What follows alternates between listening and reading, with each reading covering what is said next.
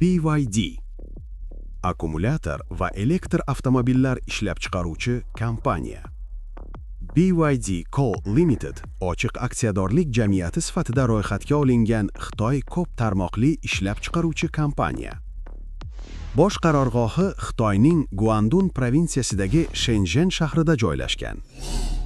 1995-yil fevral oyida Wang Chuanfu tomonidan asos solingan kompaniyaning BYD Auto va BYD Electronic kabi ikkita yirik shu'ba korxonasi mavjud.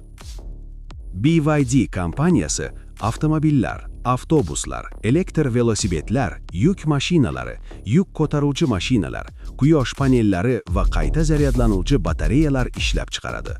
Kompaniyaga 1995-yil fevral oyida asos solingan va 2002-yil 31-iyulda Gonkong fond birjasida ro'yxatdan o'tgan. BYD Co. Limited Yaponiya importiga qarshi Xitoy bozoridagi qayta zaryadlanuvchi batareyalar ishlab chiqaruvchi raqobatbardosh zavod sifatida ish boshlagan.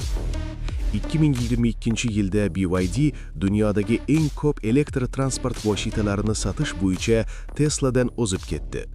Bu ko'rsatkich 2022-yilning 1-6 oyida sotilgan 300 mingdan ortiq pluginli gibrid avtomobillarni o'z ichiga olgan BYD savdo ko'rsatkichlariga asoslanadi.